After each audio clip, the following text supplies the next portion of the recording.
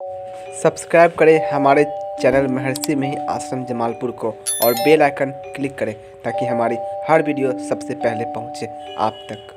बोलिए प्रेम से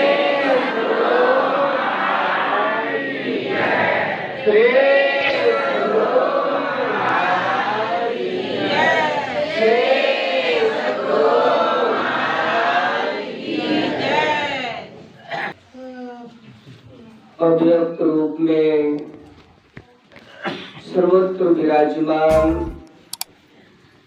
परमाराध्य गुरु महाराज के पावन युगल श्री चरणों में कोटि कोटि नमन।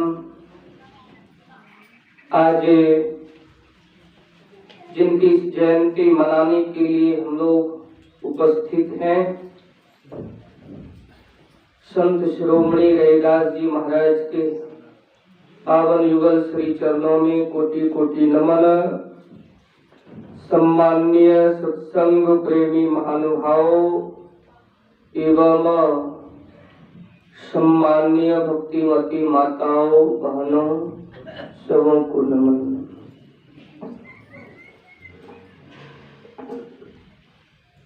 आज रविवार भी है और संत रैदास जी महाराज का पावन जयंती समारोह है। इस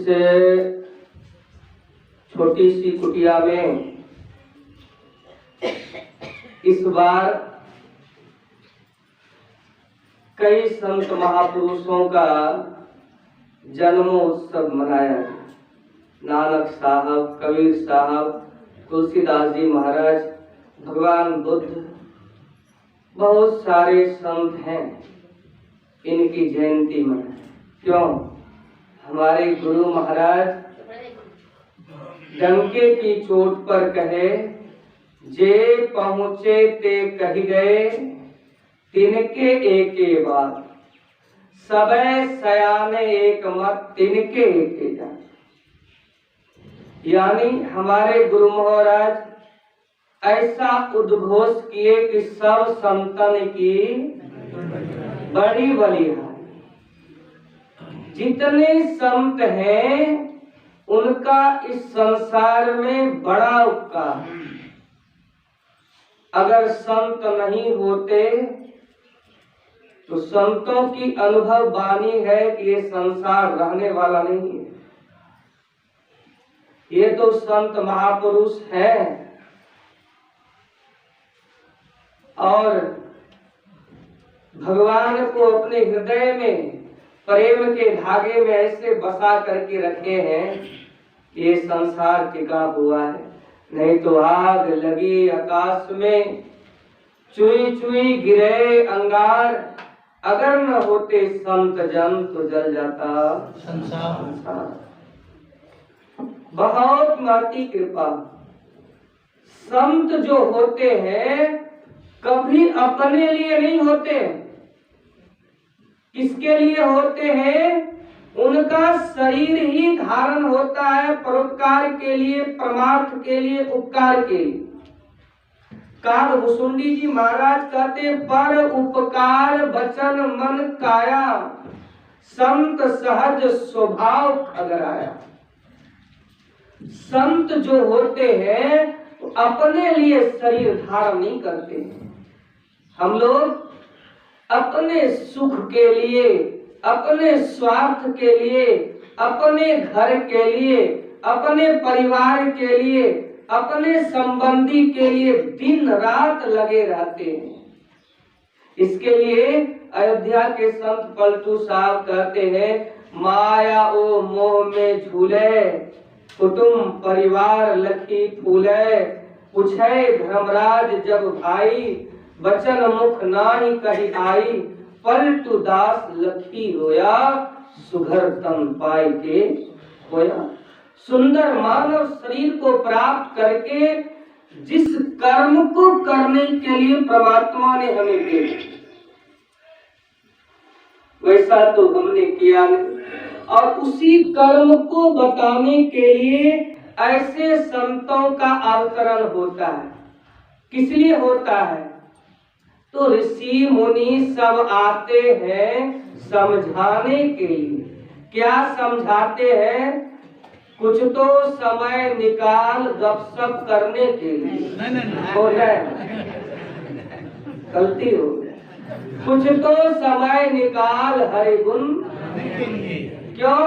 तो गर्भवास में कौल किया था, नाम जपूंगा मैं तेरा, इस झूठी दुनिया में आकर नाम जपन तेरा भूल। इसलिए संत बड़े परोपकारी होते हैं, उपकार होते हैं। परमात्मा ने हमको सबसे सुंदर वस्त्र पहना करके इस आत्मा को, मनुष्य शरीर का चोला बहुत दुर्लभ है। आत्मा बहुत जन्मों से, करोड़ों जन्मों से इस मनुष्य रूपी चोले को पहनने के लिए ललायित है, क्योंकि सबसे सिरमौर है ना, 4 खानी 84 लाख योनि में, यहाँ तक कि भगवान ने कहा ये जो शरीर है, ये शरीर क्या है? देव दुर्लभ शरीर है, देव दुर्लभ शरीर। हम लोग साधारण आदमी हैं, लेकिन 3-4 सेट कपड़े तो जरूर रखते हैं। रखते हैं कि नहीं? 3-4 सेट से कम किसी को थोड़ी होगा क्या? आज का जमाना जैसा है कि 3-4 सेट से कम किसी को नहीं होगा, बेसी जरूर होगा। क्यों होगा? मैंने आंखों से देखा एक आदमी को दिन में 2 बार, चलो कोई बात नहीं, कथा से आया एक बार, लेकिन ये 3 बार जब हो जाता है तो बड़ी आश्चर्य की बात। एक दिन में 3 बार कपड़ा पहनते। बाबा ये घर में ये कारखाना वाला है, अच्छा ठीक है भाई, ये बाजार जाने के लिए है, अभी जो पीने घर वाला है बाबा, तो 3 सेट, एगो कारखाना वाला, एक तो फिर बाजार जाएगा सब्जी उब्जी कपड़ा वपड़ा खरीदने के लिए, है ना, वो दूसरा कपड़ा, और घर के लिए अलग है। एक दिन में 3 ठो पहनता है ना, तो 3-4 सेट तो लोग जरूर रखे होंगे। काहे? कभी मीटिंग में जाना है, कभी फंक्शन में जाना है, कभी पार्टी में जाना है, अब बाराती के लिए तो स्पेशली रहता है। अरे बहुत गरीब आदमी है, बाराती वाला भी कहेगा कि नया पहन के आओ तब गाड़ी पर बैठना, लोग दुखिए देगा, दूध देगा, फलनवा का बेटा कैसा बाराती लेकर के आया, इसलिए बढ़िया पिन करके आओ। मैंने देखा है, पहले इतना गरीब था कि जब गरीब आदमी को कपड़ा नहीं रहता था तो दूसरे दोस्त का मांग करके नया पिन के जाता था, लेकिन पुरनका नहीं पिनता। तो देखिए, बाराती में जाना है, बढ़िया कोट उट पहन लिए, है ना, कोट पैंट टाई लगा लिए, सब चीज। क्यों? बढ़िया, बहुत बड़ा काम करने के लिए जा रहे हैं, बाराती में जा रहे हैं, लोग देखेगा कैसा रहन सहन है, कहे कि उसका भी नंबर आने वाला है ना, उसका भी नंबर आने वाला है। परमात्मा ने जिस तरह हम लोग 4-5 सेट कपड़े रखते हैं, उसी तरह परमात्मा ने इस आत्मा को कपड़ा पहनाने के लिए 84 लाख सेट बनाए,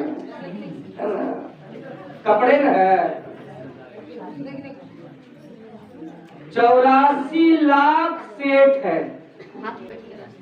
इस आत्मा को 84 लाख रुपये कपड़े हैं। तुलसीदास जी महाराज वर्णन करते हैं, आकर 4,84,000 जोनी भ्रमत यह जीव अविनाशी, फिरत सदा माया कर प्रेरा, काल कर्म स्वभाव गुण फेरा, कबहू की करी करुणा नर दे, देत ईश बिनु हेतु सने। अब देखिए, परमात्मा रूपी राजा, परमात्मा रूपी पिता हम जीव रूपी संतान के लिए इस संसार में 84 लाख रुपए से कपड़ा है, लेकिन कपड़ों में क्वालिटी है, कपड़ा में क्वालिटी है। इस सियाराम का है, ई रायमेंड का है, ई मुफ्त लाल का है, कपड़ा बेचने वाला जानता है, सबका अलग अलग क्वालिटी है।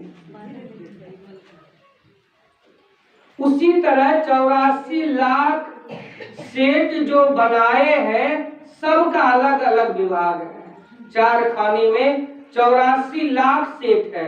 अंडज, पिंडज, उष्मज और अंकुरज, ये 4 खानी है और 4 खानी में 84 लाख सेठ कपड़ा पहनने के लिए है।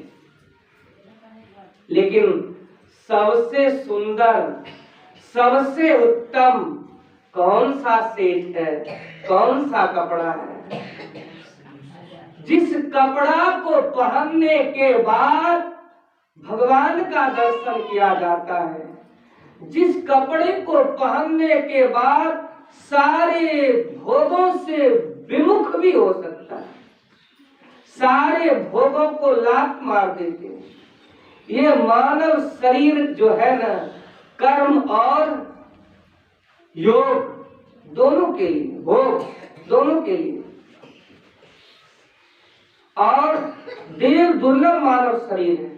का भुसुंडी जी से गरुड़ जी महाराज कहते सबसे उत्तम कवन शरीर आप, तो का भुसुंडी जी महाराज कहते नरतम सम नहीं कवन देही, जीव चराचर जांचत जेही। 4 खानी 84 लाख योनि के जितने जीव है, ये मानव शरीर रूपी कपड़ा को पहनने के लिए ललाते हैं, छटपटाते हैं, सिर ढूंढते हैं, सिर पटकते हैं। यहाँ तक कि देवता लोग इस मानव शरीर रूपी कपड़े को पहनने के लिए ललायित है। लेकिन सौभाग्य हम लोगों को अकारण ही सने करने वाले ईश्वर ये बहुत उत्तम कपड़े पहनाए, बहुत उत्तम, बहुत उत्तम कपड़े। 4 खानी 84 लाख योनि के जीव इस कपड़े को पहनने के लिए ललायित रहते हैं, ललायित। देवता का शरीर भी भोग प्रधान शरीर है। तब तो भगवान ने कहा एहि तन कर फल विषय नो भाई, स्वर्गों स्वल्प अंत दुखदाई। विशेष भोग की मात्रा, प्रचुर मात्रा है, और हम लोगों की छोटी आयु है, संसार में है बहुत कम भोग। लेकिन इस शरीर से जो कर्म बनता है वो देवताओं के शरीर से भी बनने वाला नहीं। वो तो भोगने के लिए है। स्वर्ग नरक जो बना है कर्म को भोगने के लिए है। आप नरक जाते हैं किस लिए जाते हैं? जो निकृष्ट कर्म बन गया, जो पाप कर्म बन गया, उस निकृष्ट और पाप कर्म के भोग को भोगने के लिए नरक जाते हैं। और हमसे धर्म का काम बन गया, परोपकार का काम बन गया, हमसे उपकार का काम हुआ है, पुण्य का काम किए हैं, उसको भोगने के लिए स्वर्ग है। लेकिन वहां कोई नया कर्म बनता नहीं, भोगने के लिए। उसी तरह ये मानव शरीर जो है ये कर्म को भोगने के लिए भी है और नया कर्म करने के लिए भी। तब तो तुलसीदास जी महाराज कहते कर्म प्रधान विश्व करी राखा, जो जस करे सो तस फल। नया कर्म इसी शरीर में होता है। 4 खानी 84 लाख योनि में जितने शरीर है वो तो भोगने के लिए, आपसे जो कर्म बन गया वो भोग रहे हैं, लेकिन नया कर्म नहीं बन सकता है।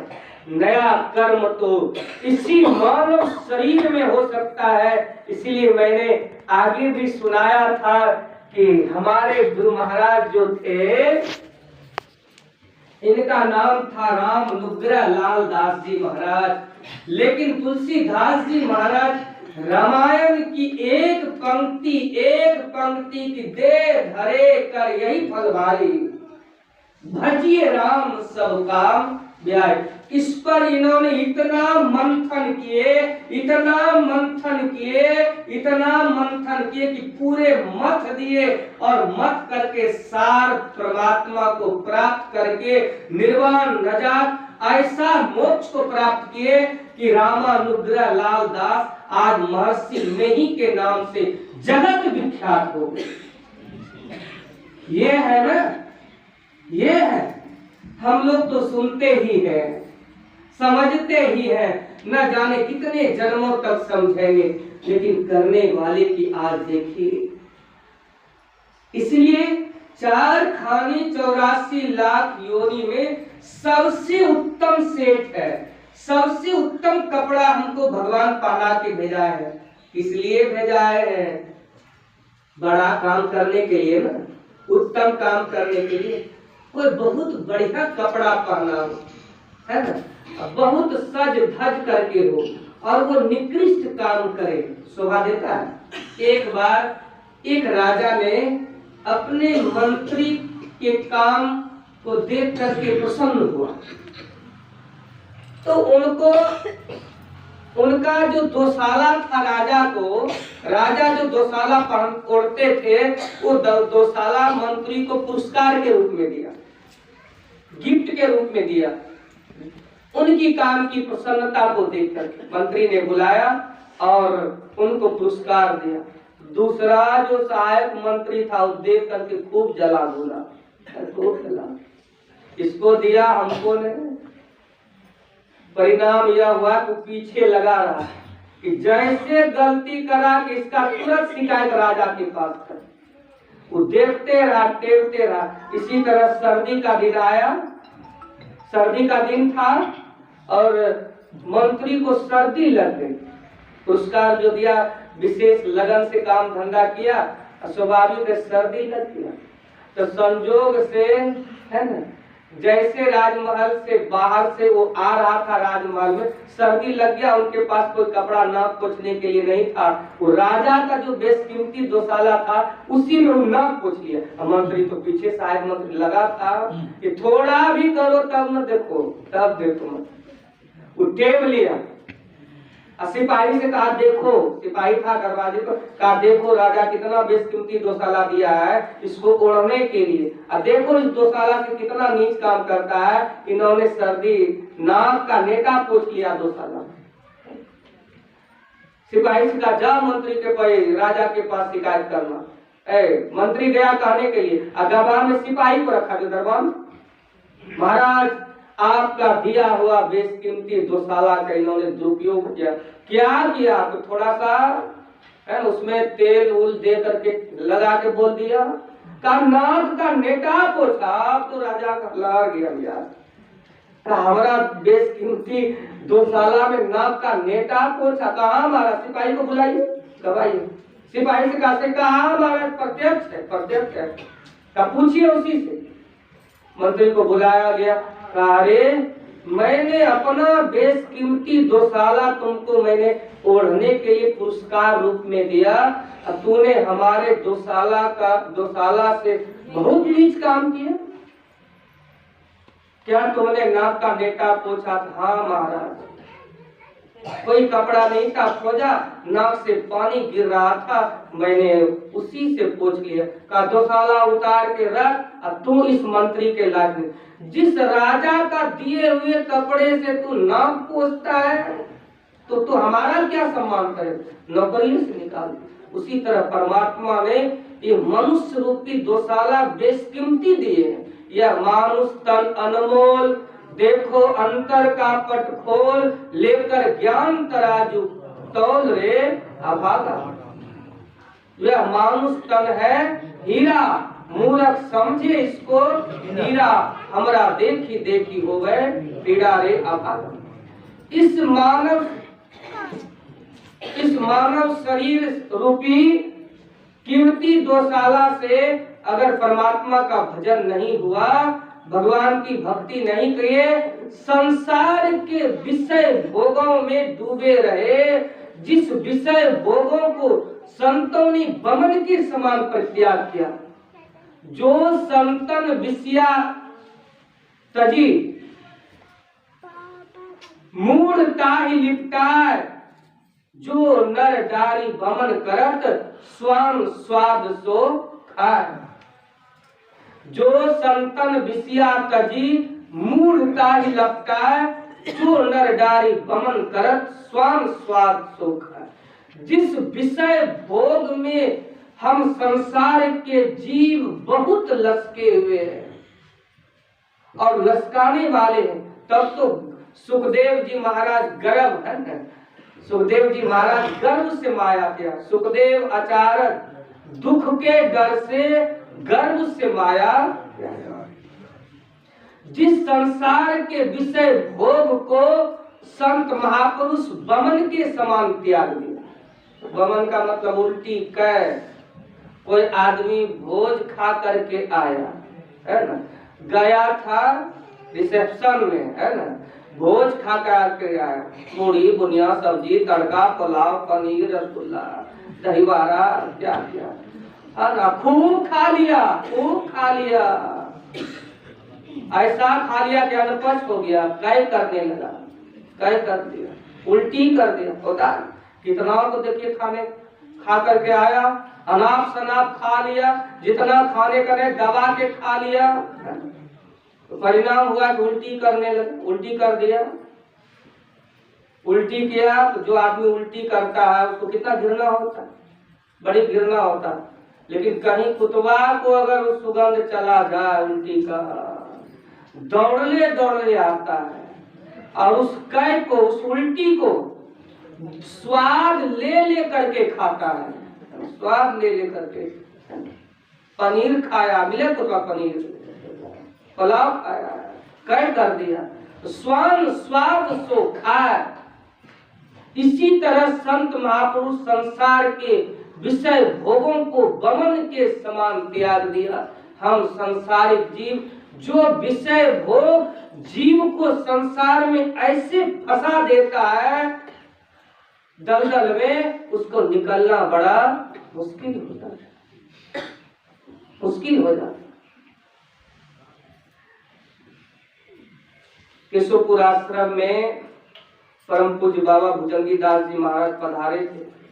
एक तो नया नई सेवक वहीं बगल के थे, गया सेवा करने के लिए, उजला कपड़ा धोती पहन लिया। बाबा कहे ध्यान भजन करो और तुम्हारे पिताजी रिटायर किए हैं, सबको हिस्सा मिलेगा, पैसा है ये है, रखो और खाओ, स्वावलंबी जीवन बिताओ और भगवान का भजन करो। काहे के लिए करे, पैसा मिला।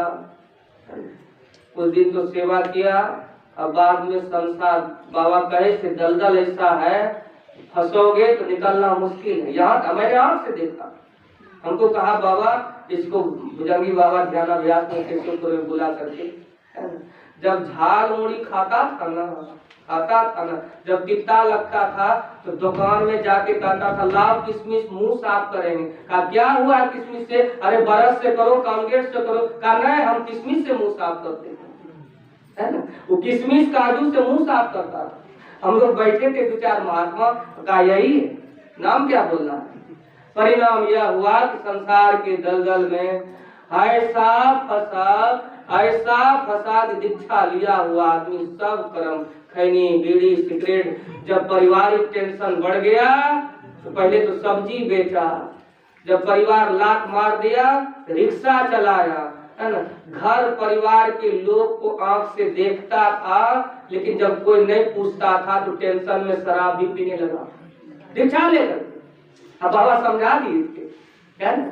परिणाम यह हुआ कि ऐसा लात मारा, लीवर जो था ना, लीवरे खराब हो गई। तो परिवार वाले इलाज कराए, इलाज आया केशवपुर, बाबा जी लोग से थोड़ा थोड़ा मांग करके होम्योपैथी का इलाज किया। 2-4 महीना किसी तरह से जिया, 48, 49, 50 वर्ष का हो, किसी तरह से जिया। दवाई खाने का पैसा नहीं था उसके पास। दीक्षा लेकर के संसारिक टेंशन में सब कुछ खाना पीना शुरू कर दिया, सब कुछ। ऐसा दुर्दशा हुआ कि कहीं का नहीं मर गया, खत्म हो गया। 2-4-5 साल मरे हुए हो गए। संतों की वाणी काट के किन्हीं के भविष्य के जीवन को देख करके इशारा कर देते, संभलो, नहीं संभलोगे फिर 4 खानी 84 लाख योनि में संभलने का मौका भी नहीं मिलेगा। तो मौका है, इसलिए सबसे सुंदर परमात्मा ने कपड़ा पहना है। इस सुंदर कपड़े पहन करके क्या करें, लोग बढ़िया कपड़े पहन करके बढ़िया काम करते हैं। तो हम लोग को भगवान ने ऐसा कपड़ा पहनाया और इतना ऊंचा बिठा दिया, 4 खाने 84 लाख योनि से सबसे ऊपर हम हैं। इतना ऊपर है कि यहाँ से भगवान का दर्शन कर सकते हैं, सारे दुखों से छूट सकते हैं, आवागमन के जाल से छूट सकते हैं। लेकिन अगर गिर गए तो जो जितना ऊपर बैठा है, गिरने के बाद उनको बेसी चोट ना। हम यहाँ बैठे और झुटकी मार दिए तो नीचे गिरेंगे, खूब चोट लगेगा। अरे आप लोग तो नीचे में बैठे हैं, गिरिएगा भी खूब, लोग अड़िए कोई बात नहीं, गद्दा भी चले। लेकिन अगर हम थोड़ा भी झपकी मारेंगे तो लोग अड़िए जाएंगे नीचे में, कपार पे कपार टकरा जाएगा, फूट जाएगा, चोट लग जाएगा, कितना हो जाएगा। तो जितना ऊपर पे है वहां से गिरने के बाद उतना चोट। 4 खानी 84 लाख योनि के ऊपर बैठे हैं, अगर गिरे तो 184 भटकी के पाँव पे अटके आए, अब की पासा ना पड़े। इसलिए उत्तम काम कौन सा काम करें, तो मानव शरीर सबसे उच्च कोटि का सेठ कपड़ा पहना करके परमात्मा रूपी राजा ने जीव रूपी प्रजा को भेजा है। तो बड़ा काम करना है ना, बड़ा काम किया है।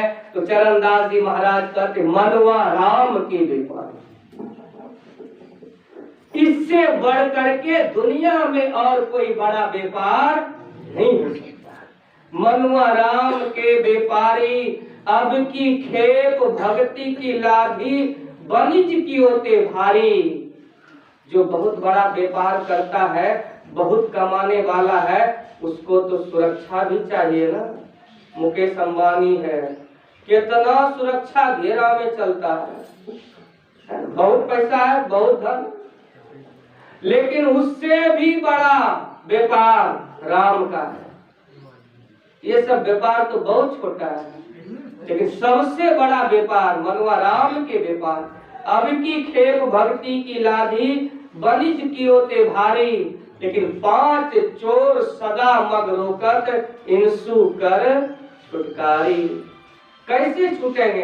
5 बड़े बड़े चोर हैं जो कि पीछे पड़े हुए हैं, कैसे छूटेंगे? एक ही उपाय है, सदगुरु नायक के संग मिल चल, लूट सके नहीं धारी, मनवा राम के। बिना सदगुरु का इस 5 चोर से पीछा छुटाना बड़ा मुश्किल है। ये 5 चोर क्या क्या है? आंख से देखना, कान से सुनना, जीवा से स्वाद लेना, शरीर से स्पर्श करना, ये है 5 विषय। यही सबसे बड़ा चोर है। यही मार्ग में तुरंत उसका पीछा करता है। सदगुरु नायक के संग मिली चल, लूट सके नहीं धारी, मनवा राम के। संकेत किए हैं कि 2 बड़का ठग मिलेगा, 2 ठग मारा, 5 चोर मिलेगा, 5 चोर सदा मग रोकर। 5 को चोर हुआ अलग हो गया है ना, वो रास्ते रोकेगा। और इधर 2 ठग भी है, 5 चोर सदा मग रोकर, इंसु का छुटकारा। 5 चोर आपका रास्ता रोकेगा, और 2 बड़का ठग है ना। 2 ठग मार्ग मां ही मिलेंगे। कौन कौन? एक कनक एक नारी, नारी के लिए पुरुष, पुरुष के लिए नारी। 2 ठग मार्ग मां ही मिलेंगे, एक कनक एक नारी, लेकिन सावधान होए पेच न खइहो रहियो आप संभारी। कैसा पेच है जिलेबी का, ऐसा घुर्ची पेच है, बड़े बड़े इस पेच में पड़ गए, बड़े बड़े पड़ गए। सावधान हो पेच न खइयो रहियो आप संभारी। अगर किसी तरह से पेच नहीं खाए, अपने को संभाल लिए, हरि के नगर में जा पहुंचोगे, परिहो लाभ अपारी, अपार जिसका कि कोई पार नहीं है। लाभ कैसा है? ऐसा लाभ है कि अपार लाभ, जिस लाभ का कोई सीमा नहीं। कितना लाभ है, कितना लाभ है। परिहो लाभ अपारी, चरण दास तो को समझावे, रे मन बारम बारी मनवा राम के। इसलिए बहुत सुंदर सेठ पहना करके परमात्मा ने हमको भेजा है, भेजा है। इसलिए बढ़िया बढ़िया काम कीजिए, है ना। भगवान की नजर में हम लोग हैं कि इस कपड़ा को पहन करके कौन सा काम कर रहे हैं। अगर बढ़िया काम नहीं किए तो जिन्होंने दिया है ये रिटर्न गिफ्ट है, आपको लौटाना भी है। लौटाइएगा कि नहीं? सब दिन के लिए मिला है, सब दिन के लिए नहीं मिला। ये रिटर्न गिफ्ट है, आपको वापस करना है। मैं नहीं, मेरा नहीं, ये मैं किसी का है दिया, छीन लेगा कब इसे, इसका पता हमको नहीं। इसलिए रिटर्न गिफ्ट में मिला है, मौका है। अगर इस मौका को चूके तो फिर मौका मिलने वाला। इसलिए सावधान, किसी भी तरह से इस मौका को छोड़ना नहीं। एक महावत ने अपने हाथी को खूब नाला सोना करके, आभूषण पिन्हा करके राजा के दरबार में उस हाथी को पेश किया ताकि हमको पुरस्कार मिले, है ना। महावत पुरस्कार मिले, खूब नाला सोना करके, और खूब हाथी को भी पहनाया जाता था, गाने जेवर पहना करके राजा के सम्मुख उपस्थित किया गया ताकि राजा से मुझको कुछ पुरस्कार इनाम मिले। लेकिन जैसे राजा के सम्मुख उस हाथी को बांधा, वो हाथी क्या किया, धूल उठा करके कपाड़ पर रख दिया, मिट्टी का धूल।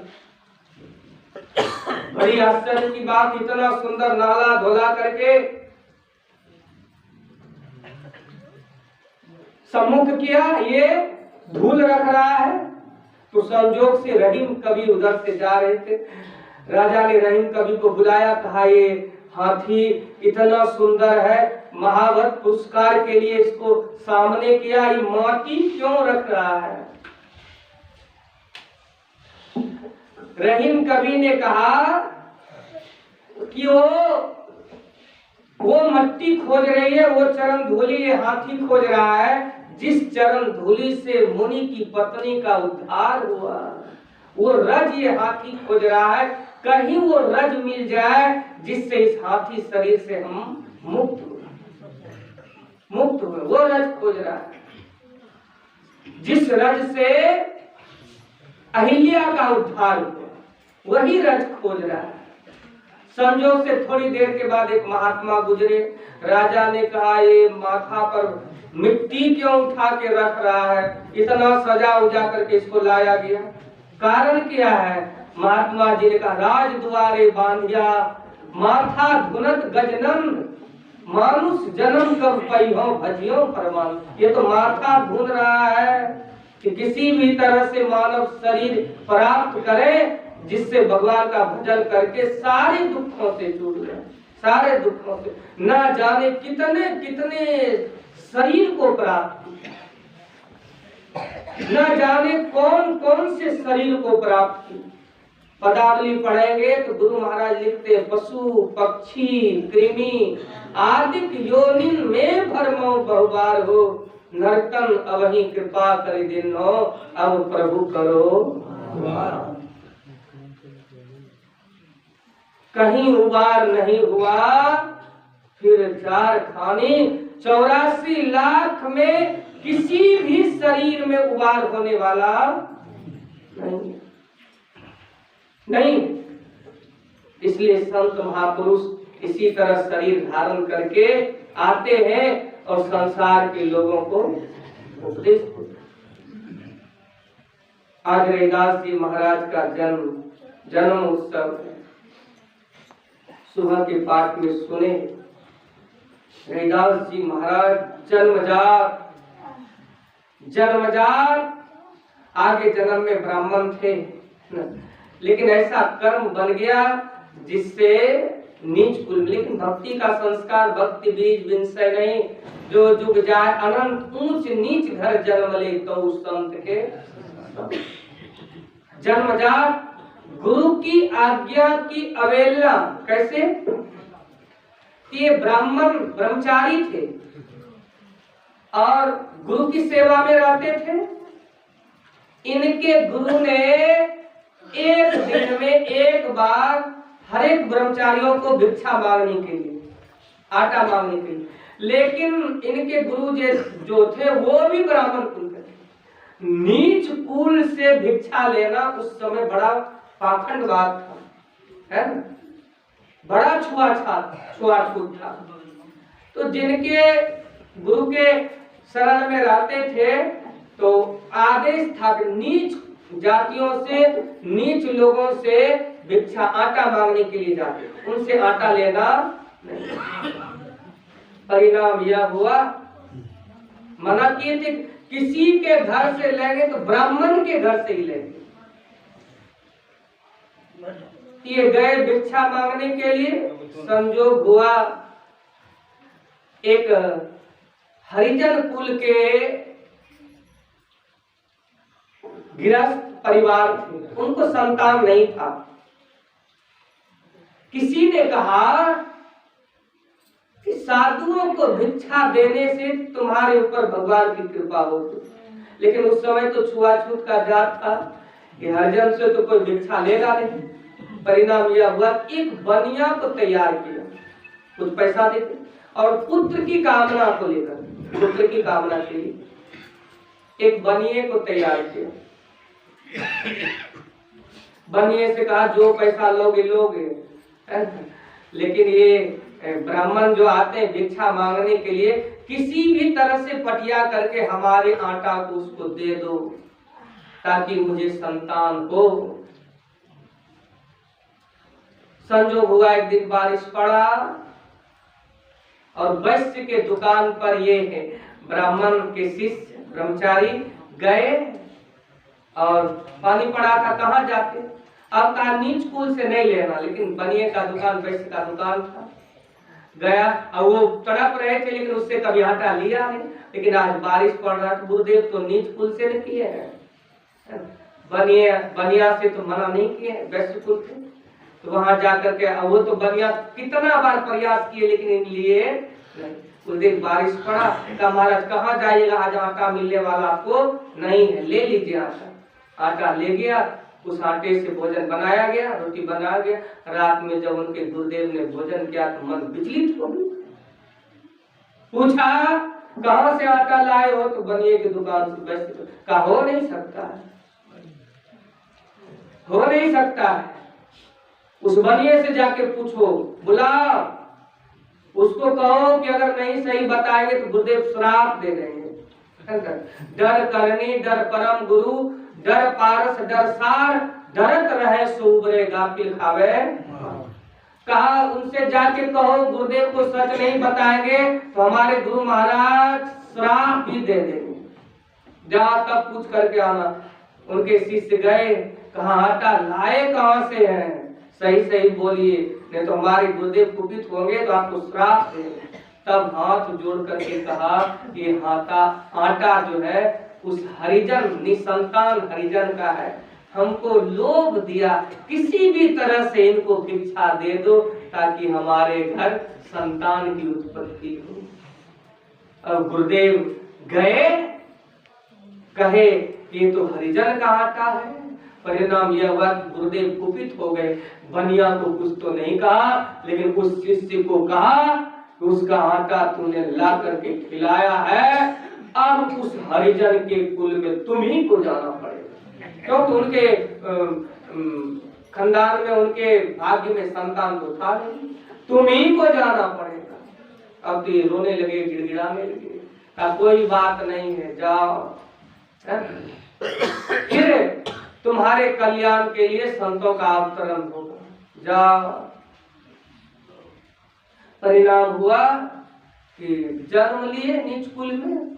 अब जन्म लिए तो जैसे जन्म लिए तो माँ का दूध नहीं पीते थे, है ना, अरे तो हरिजन कुल है, थोड़ा सा आटा खाए तो यहाँ आना पड़ा, अब दूध पिएंगे तो कहाँ जाना पड़ा, पीते ही नहीं थे।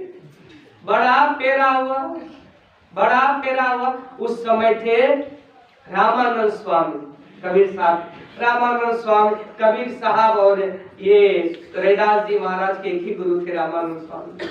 तब सूचना दिया गया रामानंद स्वामी को, कैसे ऐसी बात है, तो रामानंद स्वामी ने, है ना, उस हरिजन कुल की जो माँ थी उनको दीक्षा दिया, है ना, बचवा को देखा एक बहुत बड़े संत है ना, दीक्षा दिया, बच्चे को भी मंत्र दिया, माँ को भी दीक्षा देकर के पवित्र किया। कहा देखो सबसे बड़े संसार में अपवित्र और छुटका कहे जाने वाले वो है जो मानव शरीर को प्राप्त करके निगुरा जीवन बिताते हैं। बिना गुरु का जो है मनुष्य वो अपवित्र है। पानी के बिना नदी बेकार है, अतिथि के बिना आंगन बेकार है, प्रेम के बिना संबंधी बेकार है, और गुरु के बिना मानव का ये जीवन कोई काम का नहीं। सबसे बड़ा अपवित्र है। व्यासदेव जी महाराज के पुत्र हुए सुखदेव जी महाराज, और जब वैकुंठ गए घुसने नहीं दिए, कहा बहुत बड़े उड़ करके आए हैं लेकिन जीवन में गुरु नहीं किए हैं, जाइए गुरु धारण करिए तब प्रवेश होगा। आए, कहा पिताजी आप ही गुरु बने, कहा पिता पुत्र का नाता है, जाओ जनक जी के पास। गुरु किए थे जीवन, बिना गुरु का जीवन अपवित्र होता है। नारद जी जाते थे, भगवान विष्णु जिस जगह बैठते थे उस जगह को खदा खनवा देते, बहुत लंबी कहानी। परिणाम यह हुआ कि रामानंद स्वामी दीक्षा दिए, उसकी माँ को, बचवा को समझाए कि पवित्र हो गए, है ना, अगला जन्म में भक्ति से चुके हैं, है ना, अरे दूध पीजिएगा पवित्र हो गया, दूध पीजिएगा शरीर रहेगा तब ना भक्ति पूरी होगी, मरिए जाइएगा, मरिए जाइए, इसीलिए इसको दीक्षा दे दी, पवित्र हो गई है, अब आप दूध पीजिए, है ना, भक्ति को पूरा करना है ना। तब रामानंद स्वामी के कहे अनुसार हे रैदास जी महाराज जीवन धारण, छोटे से जन्मजात, आगे जन्म के भी महात्मा थे, और कई तरह की, जैसे कोई किताब हम लोग पढ़ रहे हैं, 50 पन्ना पढ़ लिए, अब पढ़ते पढ़ते नींद आ गई, सो गए, तो जब सो गए तो 50 तो पढ़ ही लिए है ना, तो जब सो गए तो उठेंगे तो 51 न पढ़ेंगे, फिर एक से शुरू करेंगे। उसी तरह से जहाँ से भक्ति, जहाँ तक भक्ति की है उस पूंजी वो संभल के रहता है, फिर उनसे आगे शुरू होता है। तो रैदास जी महाराज तो जन्मजात सिद्ध महापुरुष थे ना, गुरु की सेवा में रहते थे, किसी चूक के कारण नीच कुल में आ गए, लेकिन शक्ति तो थी, इसके कारण जन्म लिए तो दूध नहीं पीते थे। जब थोड़ा सा रैदास जी महाराज बड़े हुए तो इनकी फुआ बचवा को खेलने के लिए, इनके फूफा जी जूता उता बनाते थे, चमड़े का बहुत सारे कुछ बना करके बेचते थे। उनकी फुआ अपने भतीजा को देखने के लिए जब आई तो भतीजा बड़ा हो गया था, कुछ बड़ा हुआ था, उसको खेलने के लिए खिलौना अपने फूफा से खिलौना बना करके, कौन सा खिलौना, खरगोश बनाए, खूब सुंदर चमड़े का खरगोश बनाए, उसके ऊपर हुआ साथ करके बना करके लाए, किसको खेलने के लिए, रैदास जी महाराज। अब देखिए जो दुनिया को खिलाने वाले हैं, है ना, दुनिया को चलाने वाले हैं, दुनिया की लीला करने वाले हैं, ये तो नहीं जानती थी उनकी फुआ फूफा, तो स्वाभाविक है बच्चे छोटे हैं तो उनको खिलौना बड़ा प्यारा है।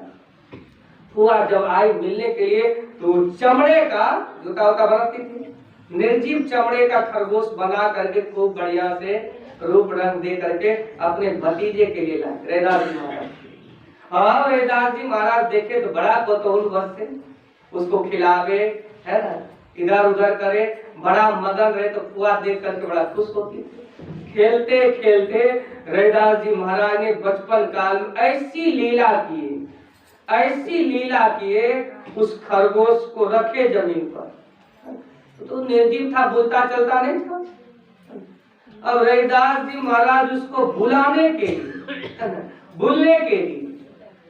क्या किए, जमीन पर रख दिए, अपना लतवा से ठेलते थे, लात पैर से चरण से उसको ठेलते थे। एक बार ठेला आगे बढ़ा, फिर गिर गया, फिर उठाए उसको, फिर उठाए, यानी चलो दौड़ो, है ना, चलो दौड़ो। फुआ बैठी थी, सब लोग घर के देख रहे थे, बड़ी लीला है ना, ऐ चलने वाला है, बचवा तो चला रहा। अब फुआ लोग देख करके हंस रही थी, परिवार के माँ हंस रही थी कि खेलने वाला है, चलने वाला। एक बार ठेला पर से गिरा, फिर रैदास जी महाराज उठाए, फिर ठेला भी तो 2-3 लोग रनिया खा गया, फिर उसको उठाए बचवा, है ना, और खूब गौर से देखा, नहीं चलोगे, चलोगे कि नहीं चलोगे, है ना, देखा ऐसा इस बार लात मारा कि ओरिजिनल खरगोश बन करके घूरने लगा।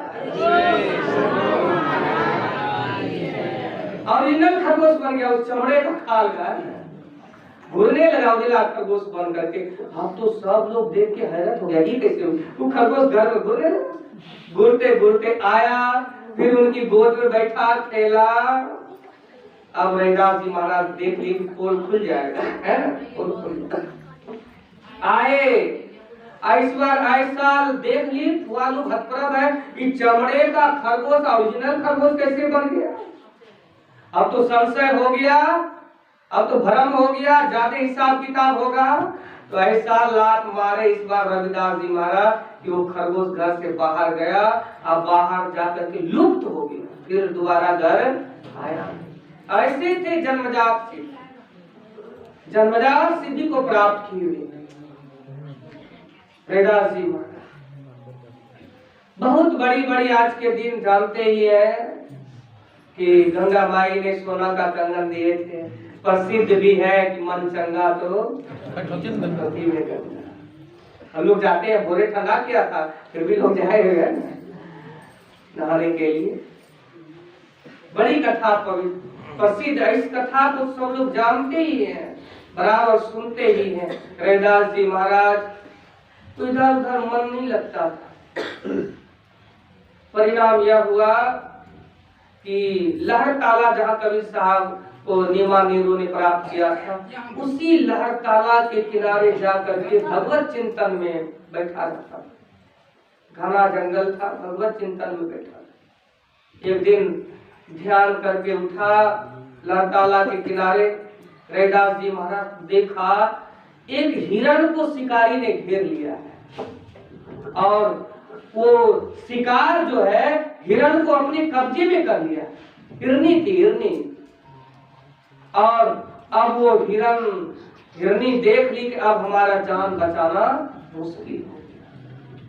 रैदास जी महाराज देखे, अब वो हिरनी जार बेजार रोने लगी। शिकारी ने देखा कि आंख से आंसू की धारा बह रही है, विकल हो रही है। हिरनी शिकारी से कहता है, देखो अब तो तुम हमको मार दोगे, लेकिन हमारे छोटे छोटे बच्चे हैं, वो हमारे दूध पीते हैं, और तुम तो मार दोगे, और मैं बिना दूध पिलाए उस बच्चे को आई हूँ चरने के लिए, और हमारे चलते हम भी मरेंगे, बच्चे भी मर जाएंगे, इसलिए तुम थोड़ी देर मुझको मौका दो, मैं अपने बच्चे को दूध पिला करके तुम्हारे पास आ जाऊंगी, तुम मुझको मार देना। शिकारी ने कहा, जमानतदार देना पड़ेगा। तुम जाओगी तो तुम्हारे बदले में किसी को छोड़ करके जाना पड़ेगा। रैदास जी महाराज देख रहे थे सब लीला, सारी बात को सुन रहे थे। रैदास जी महाराज ने कहा इस हिरनी को छोड़ दो, इसके बदले में तुम मुझको जमानतदार रख लो। अगर ये हिरनी नहीं आएगी तो तुम्हारा मैं गुलाम बनूंगा, तुम जो कहोगे करने के लिए मैं करूंगा।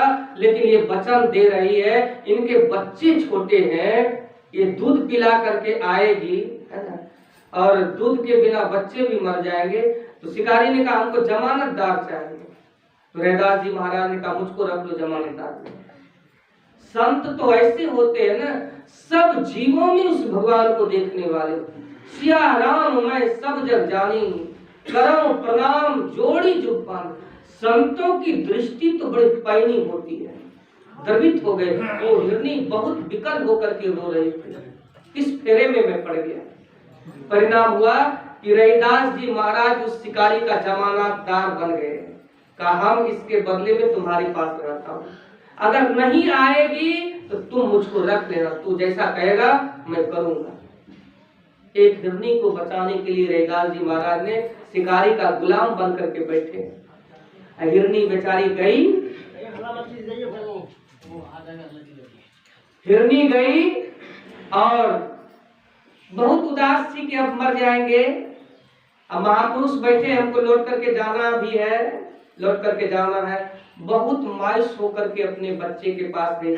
बच्चे ने माँ को उदास देखा तो माँ से बच्चे कहते आज माँ उदास क्यों है, क्यों हो, कहो। माँ बड़े दुखित मन से कहा कही कि आज भर तुम लोग दूध पी लो, फिर कल से हम बचने वाले नहीं, थोड़ी देर के लिए। बच्चे ने क्या बात है, का शिकारी ने घेर लिया है और एक महात्मा जी मेरा जमानतदार, तुमको दूध पिलाने के लिए थोड़ी देर के लिए मैं आया, इसके बाद मेरा प्राणांत हो जाएगा, तुम लोग अपनी व्यवस्था करना। और मेरे चलते एक महात्मा जी जमानतदार बने, दूध पियो और फिर मुझको छोड़ दो, मैं मरने के लिए जाऊंगा। बच्चे लोग बड़े दुखित हुए। बच्चे लोगों ने कहा तुम्हारे से पहले, तुम्हारे मरने से पहले हम लोगों की मृत्यु होगी, आज हम लोग भी दूध नहीं पिएंगे, चलो। पूरे बच्चे उस हिरनी के जितने बच्चे थे सब चले गए, बिना दूध पिए भूखे प्यासे, मां मर जाएगी। बच्चे भी ऐसे थे। अरे कर्म के अनुसार न चले गए हिरण की जोनी में, लेकिन संस्कार तो है। कितने जानवर को देखिएगा बड़ी शांत रहते हैं, कर्म के कारण चले गए। केशवपुर आश्रम में कुतिया है ना, वो ऐसा संस्कारी है कि अभी भी जैसे हमारा गाड़ी लगेगा और जैसे किसी से बात करेंगे सट से भूल जाएंगे।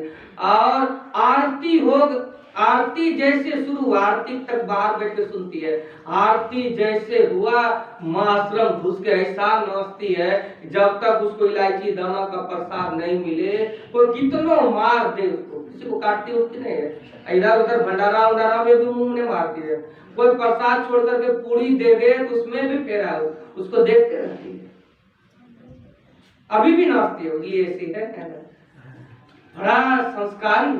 परिणाम यह हुआ कि हिरनी अपने बच्चे को लेकर गए और हिरनी कहते हैं रैदास जी महाराज को कि इसको, इस महापुरुष को छोड़ दीजिए, क्यों इसको अपने गुलाम, अब हम आए हैं हमारी हत्या कर दो, बच्चे लोग थे हमारी हत्या कर दो। तो उस शिकारी ने रैदास जी महाराज को कहा आप हमारे बंधन से मुक्त हो गए, अब तो हिरनी आ गई, अब तो इसकी हत्या करना है। तो रैदास जी महाराज मुक्त हो गए, वहीं बैठे थे। और जैसे वो कटार काटने वाला हिरनी का जो था निकाला और रैदास जी महाराज देख रहे इनकी हत्या करेंगे। और बच्चे लोग हैं, दुधमुहा बच्चे हैं, दूध से इसका जीवन, बच्चे भी मरेंगे। तो उस हिरनी को काटने के लिए वो शिकार ने वो कटार को उठाया, है ना, हाथ में करके उठाया कि जोर से मारेंगे गर्दन कट जाएगा, इसको ले जाएंगे। और जैसे हाथ उठाया काटने के लिए, हाथ ऊपरे में उठा रह गया और कटार और हाथ, ये तो मनुष्य का था ना, शिकारी, सब धीरे धीरे पत्थर में परिवर्तन होने लगा। अब देखा कि कटार हो गया, है ना, हाथ भी पत्थर हो जाएगा। अब तो शिकारी घबरा गया, घबरा गया, ये तो आदमी का थे, पत्थर बन रहे हैं, चेतन थे अब जड़ बनने वाले हैं। डर हो गया, देखा कि हथियार पत्थर बन गया, ये उंगली वगैरह सब पत्थर बन रहा है, तो पूरा शरीर बन जाएगा, हाथ ऊपरे में टिका गए। तो शिकारी बहुत जार बेजार रोने लगा। रैदास जी महाराज का, महाराज क्षमा कर दे, बहुत बड़ा अपराध हो गया, बहुत बड़ा अपराध हो गया, ये तो हम पत्थर बन जाएंगे। चेतन हाथ ऊपरे रह गया, उधर से पत्थर बनना शुरू हो गया। बहुत गिड़गिड़ाए, बहुत रोए। रैदास जी महाराज ने कहा जीवन में संकल्प करो कि किसी जीव की हिंसा नहीं करना है, किसी जीव की। उस शिकारी ने कहा महाराज मेरी प्राण को आप बख्श दीजिए, मैं आपको वचन देता हूं, मरता क्या नहीं करता, आपके सानिध्य में और आपकी आज्ञा से शिरोधर्य आज के बाद से ये शिकारी कभी किसी की हिंसा नहीं करेगा, कभी किसी की हिंसा नहीं। रैदास जी महाराज परमात्मा से प्रार्थना करते, भगवान इन्होंने संकल्पित हो गया, अरे गलती मनुष्य है तो गुण भी है अवगुण भी है, सुमति भी है कुमति भी है, स्वाभाविक है, इसलिए इसको क्षमा कर दिया। जैसे रैदास जी महाराज प्रार्थना किए उसी तरह से कटार हाथ से गिरा, और फिर ये पत्थर का जो उंगली परिवर्तन हो रहा था धीरे धीरे मनुष्य शरीर में परिवर्तन हुआ। हाथ जैसे उसका मनुष्य शरीर में आया तुरंत साष्टांग रैदास जी महाराज के चरणों में गिरा और उनसे संकल्पित किया कि आज के बाद से मैं कभी जीवन में किसी जीव की हिंसा। ये है ना, अरे लोग बड़े बड़े जीव को काट लेते हैं, आपका उंगली कट जाता है, मियाज लहर जाता है, डॉक्टर के पास जाते हैं और दूसरे का गर्दन काट करके खाते हैं। आपके जैसा भी उसको दर्द होता है कि नहीं होगा? दूसरे के मांस से अपने शरीर का थोड़ी उंगली कट जाए तो देखिए हैंडी प्लस लाभ ये खाओ तो टेटनस का सुइया लो, और दूसरे की गर्दन काट करके खा जाते हैं। थोड़ा भी लोगों को समझ की बात नहीं आता है, इसलिए बहुत बड़ा पाप है हिंसा का। इसलिए अहिंसा परमो धर्म, ये हिंसा करने वाले जीव कभी भगवान की प्राप्ति नहीं कर सकते। मांस मछलियां खाते हैं, सूरा पान से है, सो नर जड़ से जाएंगे, जो मूरी की खेत, यह कुकर को खान है, मानुष दे क्यों खाए, मुख पर आमिक मेलता, नरक पड़ी सूझ। जीव की हिंसा करके अपने शरीर का मांस बढ़ाना चाहते हो? अरे भगवान ने वैसा हथड़ी नहीं बनाया, वैसा जठराग्नि नहीं बनाया, मनुष्य शरीर में मांस पचता नहीं है, सड़ जाता है। महर्षि संसेवी जी महाराज का लेख मैंने पढ़ा था, मनुष्य की आंत ऐसी नहीं है कि किसी मांस को पचा सके, वो आंत मांस जाने के बाद वो सड़ जाता है, जिससे अनेक तरह की बीमारी होती है, पथरी होता है, गैस होता है, ये होता है, वो होता है। इसलिए रैदास जी महाराज का इस संसार में बहुत बड़ा उपकार है, बहुत बड़ा उपकार। काशी के एक बहुत बड़ी सेठानी थी, परिवार तो उसका बहुत बड़ा था, बहुत बड़ा परिवार था, लेकिन परिणाम यह हुआ कि तीर्थ करने के लिए सारे परिवार गए और वो सेठानी के बेटे बहू सब पोते उते नाती वगैरह सब तीर्थ में गए थे, और घर में अकेली सेठानी थी। परिणाम यह हुआ, देव का संजोग ऐसा हुआ कि तीर्थ करने जहां गए थे सब नाव पर सवार होकर के घूम रहे थे, और ऐसा कुछ अचानक ऐसा संजोग हुआ कि पूरा नाव जो है ना, पूरा नाव नदी में डूब गया। पूरे परिवार के लोग तीर्थ करने गए थे, सब के सब मारे गए। किसी तरह से एक तो बहू जो है सेठानी का, वो एक बहू बची थी और वो गर्भवती थी। अब घर आए तो रोना धोना, सब मर गए थे ना, बेटे पोते नाती सब मर गए थे। एक वो विधवा बहू जो गर्भवती थी वही बची थी, बाकी सब मर गए। किसी तरह से सेठानी उस बहू की पाली पोसी, एक पोता का जन्म हुआ, एक पोता का जन्म हुआ। लेकिन उनकी बहू जो गर्भ में बच्चा था, पति मर गए थे, बहुत चिंता करती थी, कुछ मन नहीं लगता था, खाना पीना, सब लोग उनके सामने डूब के मर गए थे और उसी को किसी तरह से छाप करके लोग ने निकाला और बाकी सब मरा हुआ। तो बहुत व्यथित रहती थी। जो लोग मौत को सामने से देख लेते हैं कि हमारा ये मर गया, वो जैसे युधिष्ठिर जी महाराज के सामने सब लोग जो मारे गए थे, युधिष्ठिर जी महाराज को भगवान के आदेश से महाभारत की लड़ाई की, लेकिन युधिष्ठिर को मन नहीं लग रहा था। किसके कारण? राजपाट, धन संपत्ति, परिवार के लोग तो हमारे सामने में मारे गए, अब मारे गए, अब ये राजपाट में हमारा मन नहीं लगता है। उनके मन को फेरने के लिए व्यासदेव जी महाराज ने यज्ञ करवाया, है ना। तो धन भी नहीं था। गुरु महाराज लिखे सत्संग सुधा सागर में कि व्यासदेव जी महाराज जब कहे युधिष्ठिर यज्ञ करो, का धन कहाँ है? तो व्यासदेव जी महाराज ने बताया, राजा मरुत ने इतना दान दिया था, इतना दान दिया था, ले जाने वाले धन नहीं ले जा सके, तो पहाड़ में डरा हुआ है, मैं युक्ति बताता हूँ, वहां जा और उसको लाओ, अल्लाह करके यज्ञ कर। परिणाम यह हुआ, एक ही बहू बची थी। बच्चा जो हुआ तो जन्म से रोगिया बच्चा, जो माई गर्भवती है, दिन रात संसारिक चिंताओं में, खाना पीना, उनके पति मारे गए, बेटे मारे गए, स्वाभाविक नहीं होता है।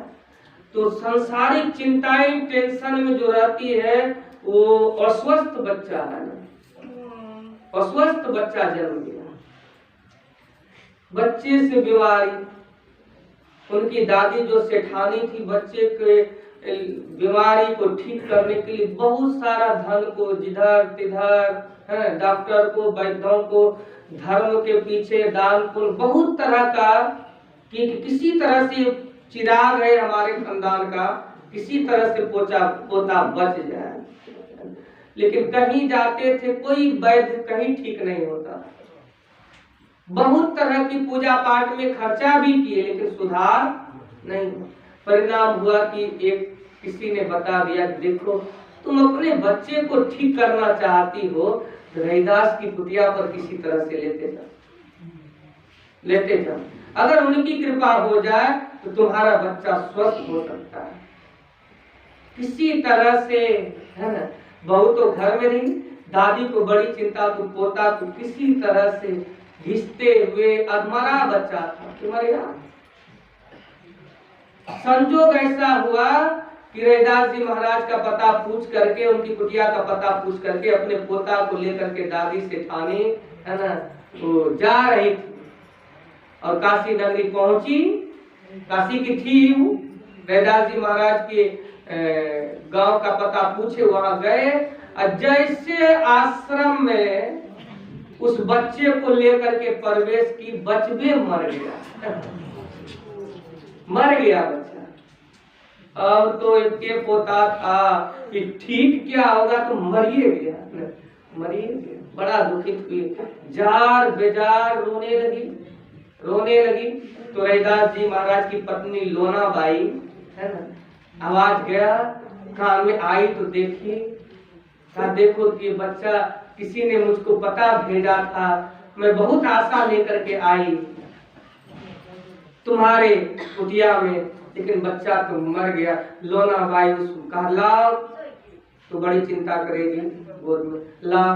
लोना बाई उसके पोते को लेकर के गोद में सिर पर हाथ फेरने लगी। ये जो उनकी दादी करण करंदन की, तो रैदास जी महाराज का ध्यान उठ गया, आए देखे, लोना बाई से पूछे क्या बात है, तो कहा कि एक ही पोता था, बड़े बीमार ग्रस्तित रहते, ठीक कराने के लिए, है ना, यहाँ आई थी कि किसी तरह से ठीक हो जाए, लेकिन तो आते आते मर गए।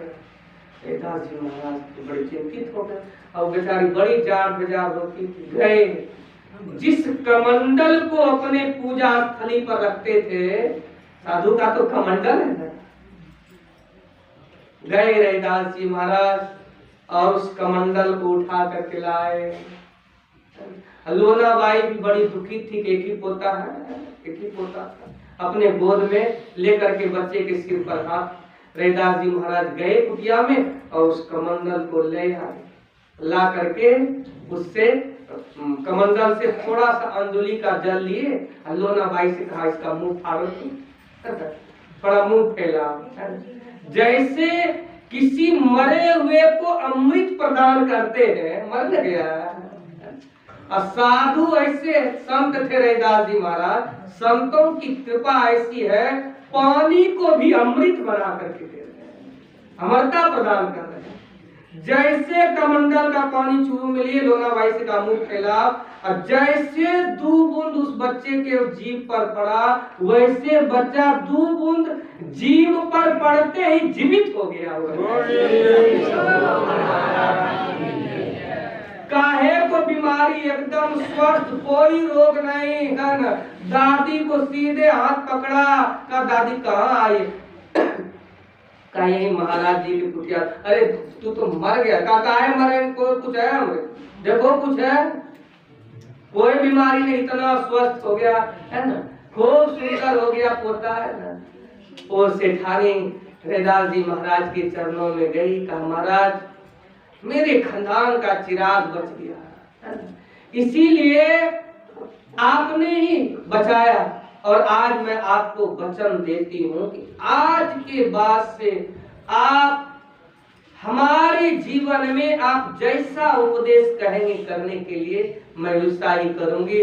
और हमको बताएं कि कैसे दीक्षा शिक्षा लिया जाता है, उसका भेद बताएं, और मैं भी आपका भजन करना चाहती। बन गई। ऐसे संत महापुरुष थे रैदास जी महाराज। और आज हम लोग उसका पावन जयंती समारोह मनाने के लिए इस आश्रम में पधारे हैं। रैदास जी महाराज इसी तरह सत्संग कर रहे थे, तो राजा महाराजा बड़े ऊंच नीच सब कोई आते थे, सब आते थे सत्संग सुनने के लिए। एक दिन एक बहुत बड़े धन सेठ उनके सत्संग में आए, लेकिन धन का बहुत अहंकार था।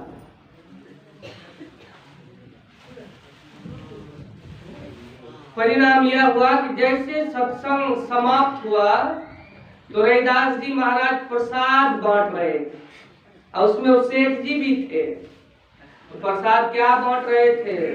भंडारा का, इलायची दाना की खीर, क्या बांट रहे थे? जिस कठोर में जो चमड़ा फुलाव रहे थे ना, उसी को चम्मच से चरणामृत सबको दे रहे थे। और सब लोग बड़ी श्रद्धा प्रेम से, और उसमें सेठ का भी नंबर था, अभी लाइन में था, सत्संग में आए थे, ये प्रसाद दे रहे थे। कैसे प्रसाद नहीं लेंगे तो अपमान होगा।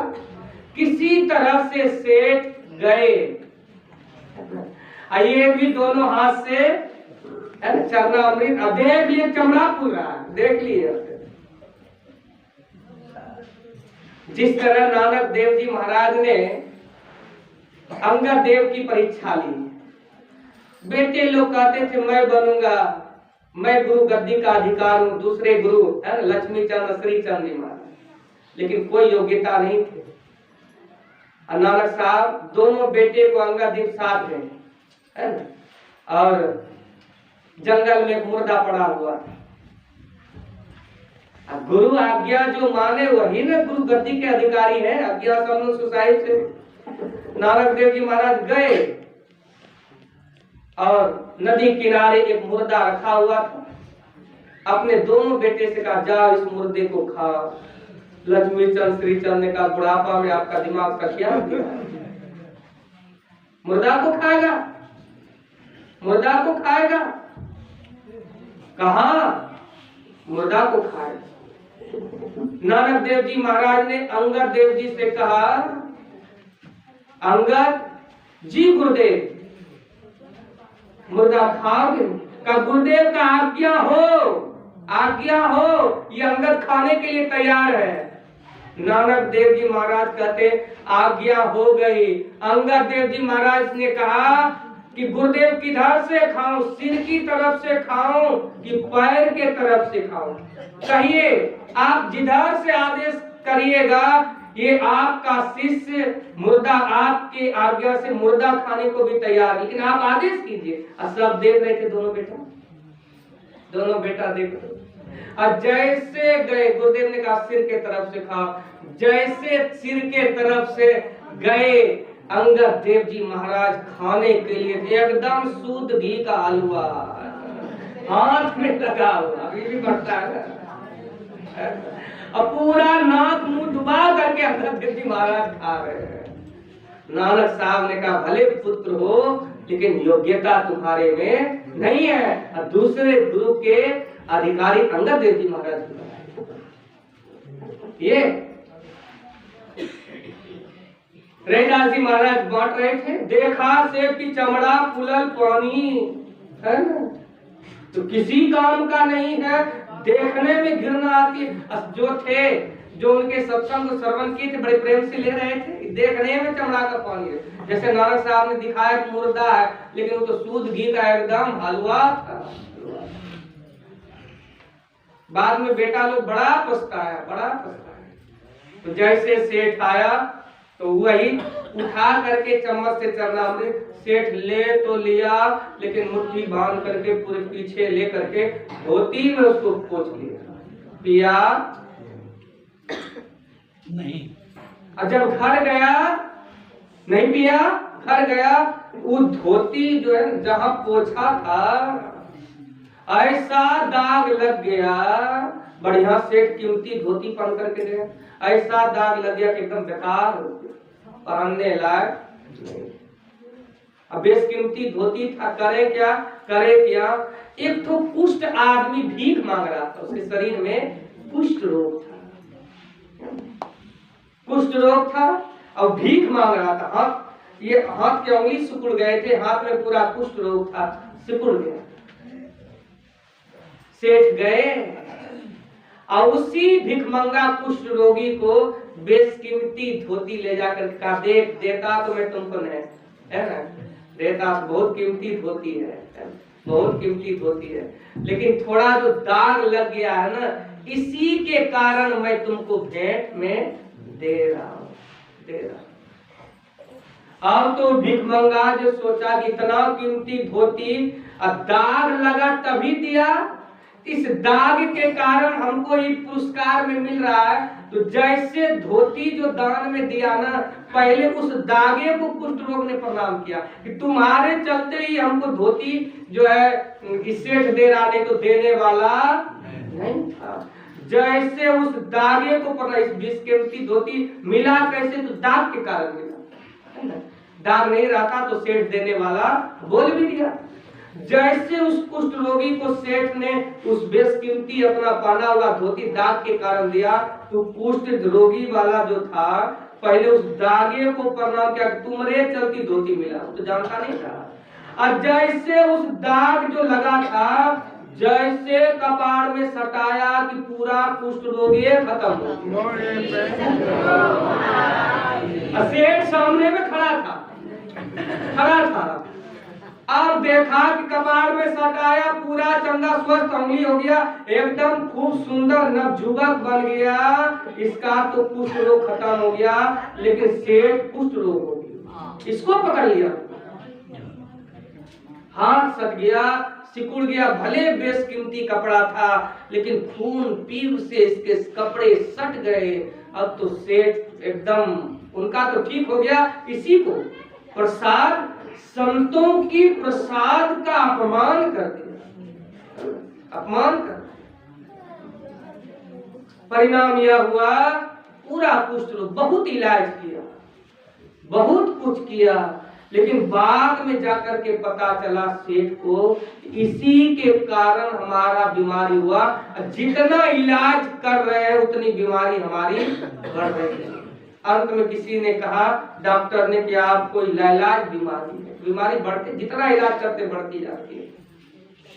शुरुआत कहाँ से हुई? तब सेठ ने कहा, जहां से बीमारी का शुरुआत हुआ, जैसे अभी भी मौका है मरने से पहले, कुष्ठ रोगी होकर के मरेंगे, कोई जलाएगा भी नहीं, कोई सटेगा भी नहीं, खाना पीना भी कोई नहीं देता, छुआछूत का बीमारी। उसी महापुरुष के शरण में जाइए और अपने अपराध को कबूल कीजिए, क्षमा मांगिए। अगर उनकी कृपा होगी तो संत क्या नहीं करते, ये तो क्षमाशील होते हैं, दयाशील होते हैं। उनके शरण में जाने मात्र का देर है। कोई संत महापुरुष किसी के दुर्गुण और अवगुण को नहीं देखते हैं। अगर किसी महापुरुष,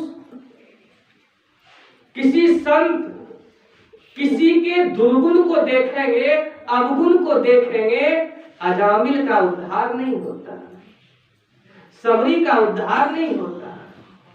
आज तक किसी भी महापुरुषों ने किसी के दुर्गुण और अवगुण को नहीं देखा।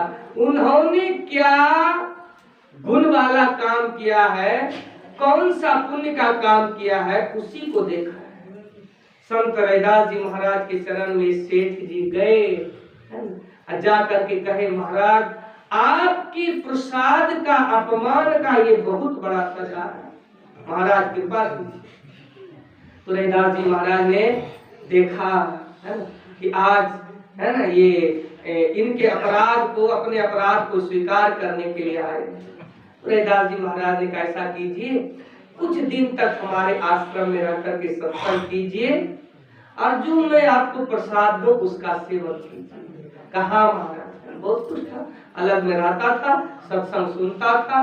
परिणाम यह हुआ, रैदास जी महाराज जाते थे और उसी चरणामृत को, आप तो सिर लगा करके पीते थे, सिर लगा के पीते थे। आखिर पीते पीते पीते 15 दिन होते होते फिर से इसी तरह चंगा हो गया, यानी ठीक हो गया। इतनी माती कृपा है संतों का। इसीलिए संत जो होते हैं अपने लिए नहीं होते हैं। संत बिटप सरिता गिरि धरणी, परहित हेतु सबंध के करणी। संत वृक्ष नदी पहाड़ ये सब दूसरों की भलाई के लिए। अरे वृक्ष में जो फल लगता है, कभी देखे हैं आम का वृक्ष अपने आम खा गया है, देखे कभी? अरे दूसरों के वृक्ष का जो फल होता है दूसरों के लिए, नदी की पानी दूसरों के लिए होता है। संत बिटप सरिता गिरि धरणी, ये धरती, जिस धरती पर हम लोग हैं, है ना, कितना कुछ करते हैं, सब काम, खोद खाद जो काम, लेकिन फिर भी धरती क्षमाशील होकर, है ना, दूसरे के उपकार के लिए, है ना, अपने धारण की। ऐसे संत होते, पर दुख दुख सुख दुख, पर दुख दुख सुख सुख देखे पर, दूसरे के दुख को देखकर दुखित हो गए और दूसरे के सुख को देख करके सुख हो जाते हैं। ऐसे संतों का आज जयंती समारोह है और जैसे व्यवस्था हो, जिस तरह व्यवस्था हो, है ना, किसी तरह से प्रयास होता है, लेकिन व्यवस्था जयंती समारोह में कुछ न कुछ होना चाहिए, नहीं कम से कम प्रसाद तो होना चाहिए। और गुरु महाराज की ऐसी कृपा होती है कि भंडारे का भी व्यवस्था हो जाता है, भंडारे का भी व्यवस्था हो जाता है। हम लोगों का जीवन इसी काम के लिए, अगर सत्संग नहीं करेंगे, संतों की वाणी को नहीं मानेंगे, बहुत पछताएंगे, बहुत पछतावा होगा। फिर आगे दूसरे जोनी में आपसे कोई नया कर्म बनने वाला। इसलिए जितना चाहे, हमारे गुरु महाराज इतने प्रयत्नशील हुए, इतने प्रयत्नशील हुए, सिकलीगढ़ धरारा में कुआं खोद करके ध्यान करते थे। शरीर पीला हो गया, भूख लगती थी, लोगों से कहता किसी में भोजन दे, नहीं निकलते, कहीं जाने की इच्छा नहीं। लेकिन मिट्टी तत्व में रहते रहते उनका शरीर पीला हो गया। लोगों ने कहा गुरुदेव नहीं निकलेंगे तो शरीर खराब हो जाएगा, पीलिया रोग हो जाएगा, जिससे शरीर ही नहीं रहेगा तो भजन कैसे होगा। बहुत आग्रह करने से, बहुत आग्रह करने से उस विरही अवस्था में गुरु महाराज का अस्थि पंजर, सन 1909 ईस्वी का तस्वीर देखेंगे, एक गमछा लपेटा हुआ है, पूरे छाती का हड्डी आपको दिखाई देगा। उस परमात्मा के विरह में प्रयत्नशील हो गए और प्राप्त भी किए। उसी तरह रैदास जी महाराज कैसी भक्ति किए कुटिया में। हम लोग तो गंगा स्नान करने के लिए जाते हैं और रैदास जी महाराज के कठोतिये में गंगा है। जहाँ संत है वहीं गंगा है। गए थे ना पीपा राजा, उस कंगन को दोबारा लेने के लिए महाराज रानी बहुत जिद कर रही है, जोड़ा लगा दीजिए। तो रैदास जी महाराज उसी कठौती में हाथ घुराए, है न, मन चंगा तो कठौती में हाथ जैसे घुराए उसी हाथ में गंगा है, कठौत में माँ गंगा हाथ में कंगन लेकर के प्रकट हो गई। ऐसी भक्ति की एक कुटिया में जहां जाते थे सारी देवी देवता स्मरण करने मात्र का देर है। हम लोग तो गंगा नहाते है न, कितने बरस बीत गए लेकिन आज तक दर्शन नहीं हुआ। इसलिए दर्शन नहीं हुआ, बाहर में सिर पटकते हैं, बाहर में भटकते हैं। अगर रैदास जी महाराज की भजन की युक्ति जान करके भक्ति करेंगे तो भटकना, अरे जिस गंगा के पीछे दौड़ रहे हैं वो गंगा आप जहां कहेंगे वहां प्रकट होगी। रैदास जी महाराज ने कौन सा भक्ति की, कैसे भगवान के पूजा की, उनके भजन को पढ़ेंगे तो रैदास जी महाराज ने कहा, राम मैं पूजा कहाँ चढ़ाऊं, फल और फूल अनूप न पाऊं। आपकी पूजा कैसे करूं, इस दुनिया में जो भी चीज है आपके चरणों में चढ़ाने लायक नहीं है। फल और फूल अनूप न पाऊं, थनतर दूध सो बछड़ू जुठारू, फूल भमर जल मीन बिगाड़ू, चंदन तरु भेदियो भुजंगा, विष अमृत दो एके संगा। राम मैं पूजा, जल चढ़ाता हूँ तो मछलियां उसी में भोजन करती है, विष्ठा प्रदान करती है, जल भी चढ़ाने लायक नहीं। फूल चढ़ाऊं तो भौरे पवित्र कर देते हैं, उसी पर पराग लेते हैं, उसी पर जो करने का विष्ठा भी करते हैं। इस संसार में अगर दूध भी पवित्र हो, थनतर दूध सो बछड़ू जुठारू, गाय का दूध प्राप्त करने के लिए सबसे पहले बछड़े को जूठा करना पड़ता है, बिना जूठा का तो दूध भी प्राप्त नहीं होता। थनतर दूध सो बछड़ू जुठारू, फूल भमर जल मीन बिगाड़ू, चंदन तरु भेदियो भुजंगा, विष अमृत दो। चंदन भी कैसे चढ़ाऊं, उसको भी बड़े बड़े विषधर सर्प वृक्ष में लिपट करके अपने विषैले विष को उसमें प्रदान करने की कोशिश करते हैं।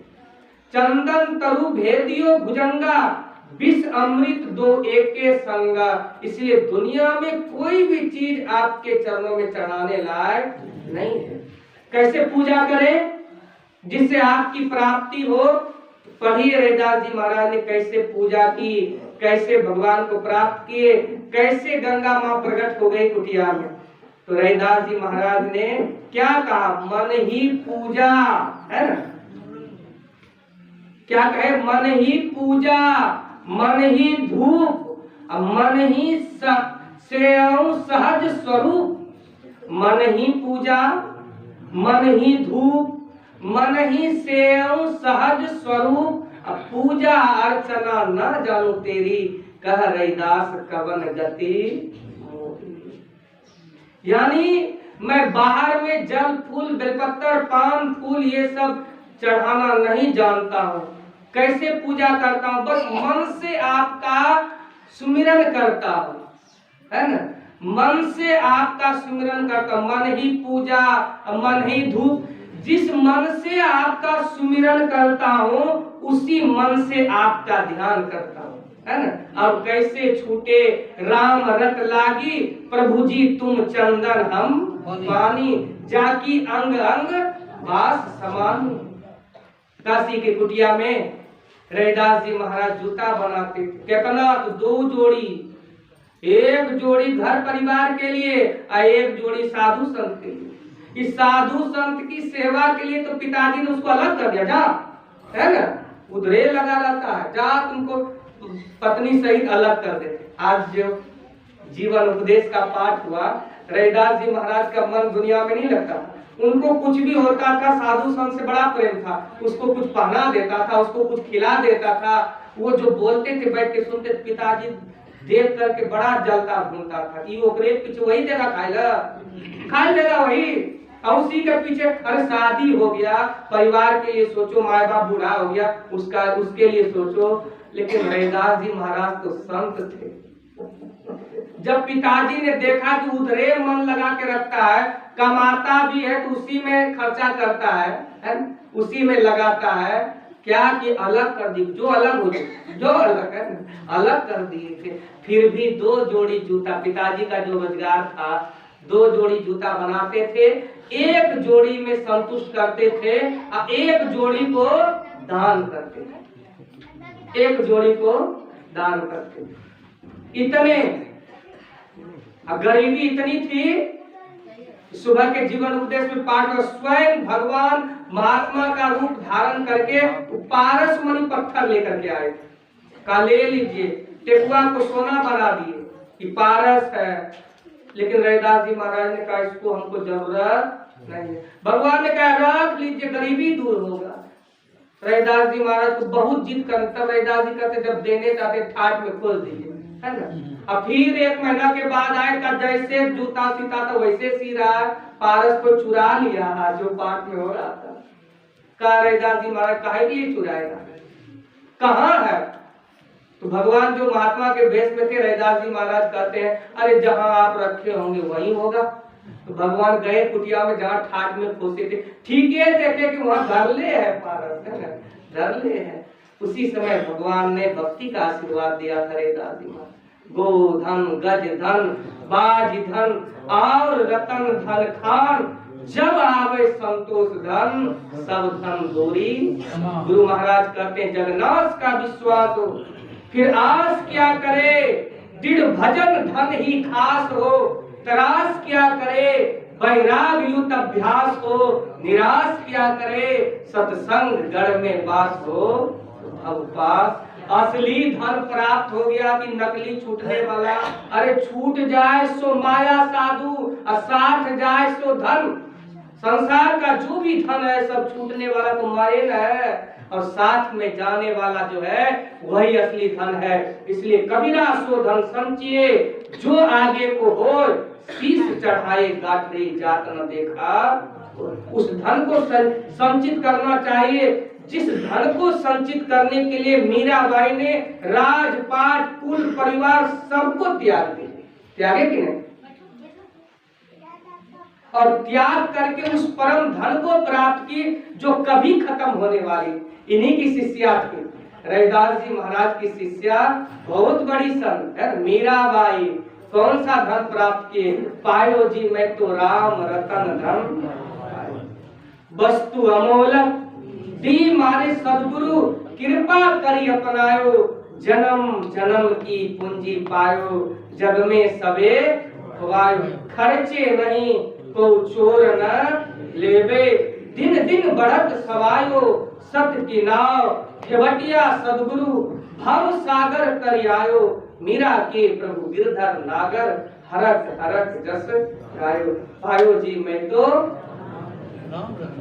हम लोग कौन धन के पीछे पड़े हैं, कौन धन के पीछे पड़े हैं। अरे राम धन खत्म हो जाए कोई बात नहीं, लेकिन इधर अर्जन होना चाहिए। छूटने वाले का तेरा है तो बिनसने वाला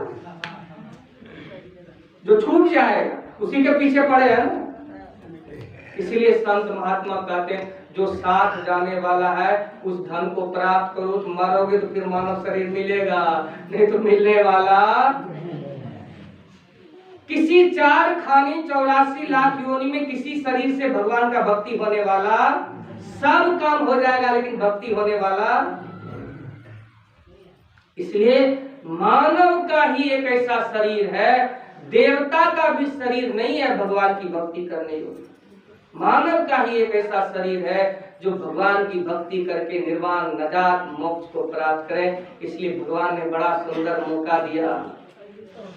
ये मनुष्य शरीर दुर्लभ है, दुर्लभ शरीर को प्राप्त करके जीवित रहना दुर्लभ है। भगवान बुद्ध ने कहने की कृपा की, मानव का शरीर दुर्लभ है, इस दुर्लभ शरीर को प्राप्त करके जीवित रहना दुर्लभ है। मानव शरीर प्राप्त करके जीवित रह करके सत्संग श्रवण करना दुर्लभ है। मानव शरीर प्राप्त करके जीवित रह करके सत्संग श्रवण करके निर्वाण नजात मोक्ष को प्राप्त करना दुर्लभ है। इसलिए कबीर साहब कहे, बार बार नहीं नर दे यह वीर रे, इसलिए चेत सको तो चेत का है। आत्मा को मनुष्य शरीर दुर्लभ है, और मनुष्य शरीर अगर मिल भी जाए तो परमात्मा की भक्ति करना बड़ा दुर्लभ है। अगर परमात्मा की भक्ति भी प्राप्त कर लिए, निर्वाण नजात को प्राप्त करना बहुत दुर्लभ है। और हम लोगों को सुलभ भी हो गया, मानव शरीर भी मिल गया है ना। बड़े भाग मानुष तन पाओ, और दूसरे में बड़े भाग पाइए सत्संग भगवान का निज अंग है, वो सत्संग भी हम लोगों को प्राप्त हो गया।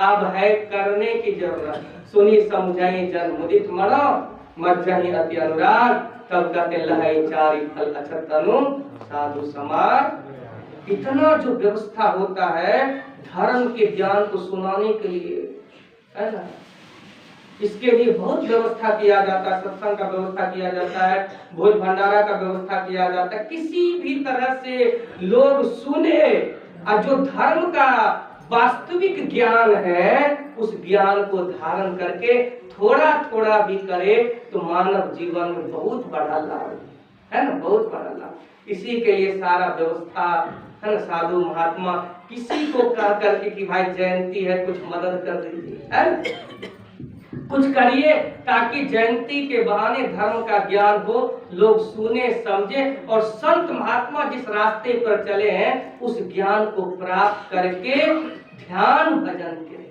ध्यान भजन कर। हमारे गुरु महाराज कहते, गुरु मंत्र जप, गुरु ध्यान कर, गुरु सेव कर, अति प्रीत कर, गुरु की आज्ञा मान प्यारे कर, सदा गुरु की कही।